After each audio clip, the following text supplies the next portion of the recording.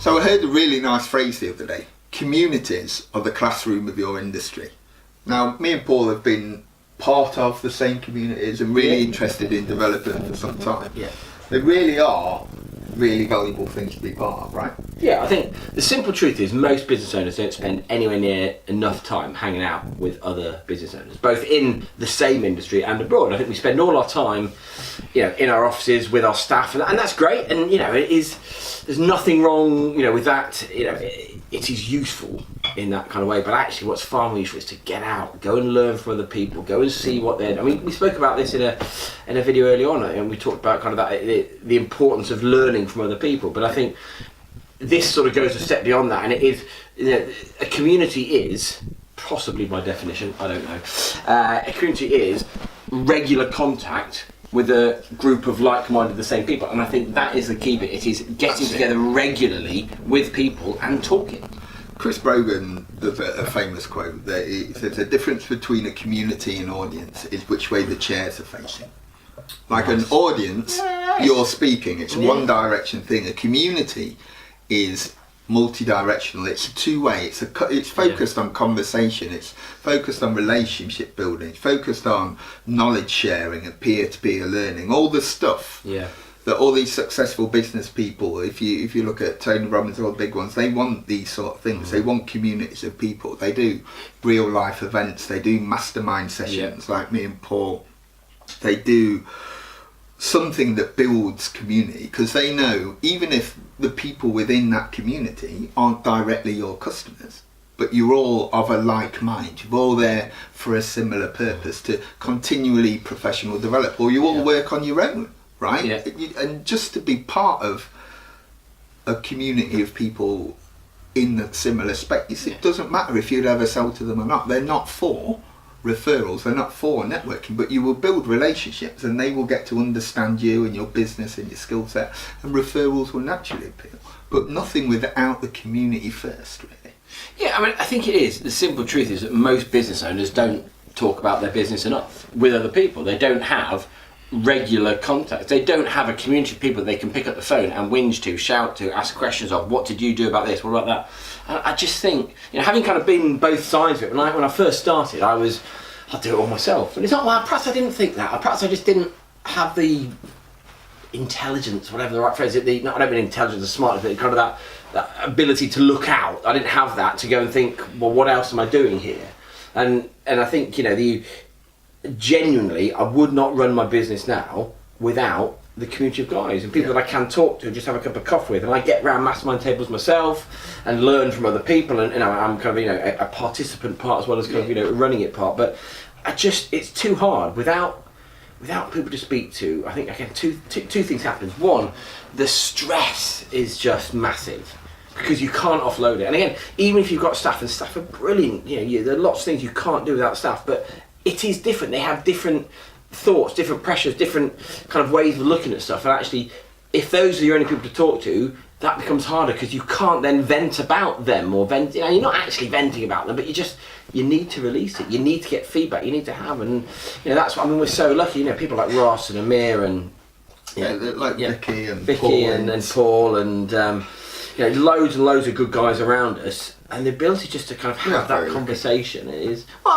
yes, it is lucky, and but actually we've kind of sought these people out and kind of turned what could be chance meetings into relationships. And I think this is. Sorry, man. I was just going to say that. There's probably people watching that are in that situation that are lonely, right? People have said that running a business, whether you employ them, it is pretty isolating, isn't it? It is pretty isolating.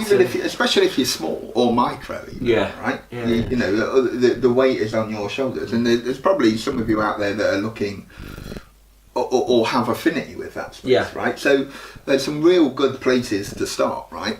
Have a look for local mastermind groups, right? Like Paul runs one called the War Cabinet. We do one together. There's some really good ones about, but wherever you are, you'll be able to see it. Can I just interject there? And by that, we're not meaning networking group. Nothing wrong with networking groups, but the purpose of these groups are very different. Networking is very much to sell to each other. Brilliant, very, very valuable. This is absolutely not that, and it's just worth saying, because people say, "Oh, well, I'm part of a networking group."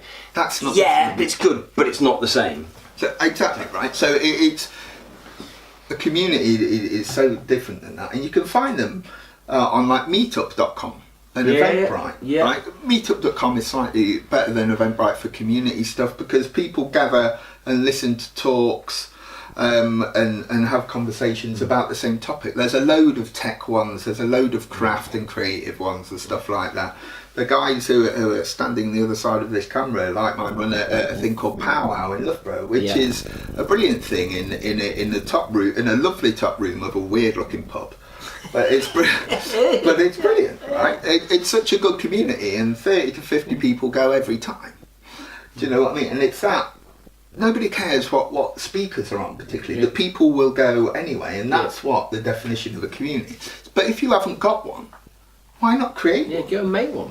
Ask people, again, put it up on Meetup, make a Facebook group, get people to join. You must know somebody else who would join the community, and then it will grow from there. It doesn't matter how small. And it's important for sanity reasons. It's important for creativity reasons because you need those, people to kind of say, "Well, I did this. What about why don't you try that sort of stuff?" But it's massively important for accountability reasons. If I turn up to a mastermind group not having achieved what I need to do, I get shouted at, and they're like, "Well, come on, we've put all our effort into helping you, and you've done nothing with it. What the hell's that about?" Not taking any action. And I think that accountability part is a huge part of it, but it's also that classic outside pair of eyes. You guys will look at our business and think, well, why are you doing it that way? I was chatting to Amir, some Apricot video marketing, and he was kind of looking at some of the stats and this. He said, well, why are you doing that? And I think, oh yeah, and it's you'll look at our business and think, well, why are you doing that? And we'll look at other people's business, well, why are you doing that? And it's again, you get too close to it, and if you haven't got a group of people that around you that you trust and know and actively want to help you forward, you end up, I don't want to say stuck in a rut, that's far too dramatic, but you're missing stuff, and it's harder, and you know what, it's less fun if you're trying to do it on your own. It's less stressful, and I'm 100% happy to point out that it is less profitable, and I genuinely believe that. I 100% believe that. Like the stuff I've learned from other people, even there's some kind of events and masterminds I go to. I'm a member of one of Paul's, and I pay him money to join his thing. Right? And he's such good, and there's probably 2 out of 3 times that I go and I don't say anything. I just sit there and I listen and I eat the free bacon, and that is amazing, right? And the listening part, the understanding people, the being able to feel safe enough to be in a room where you can just shut up if you want to. You don't have to contribute. It's a two-way street, and it's a long-term thing. I think you need two things. I think that's what we're saying. You need time away from your business, but you need time away from your business with good people to help you move the business forward, to help listen, to help suggest, help cajole, help prod, help piss take, help nudge and kick and accountable and shout and swear. And it is just a lot harder without that community around you. That's true.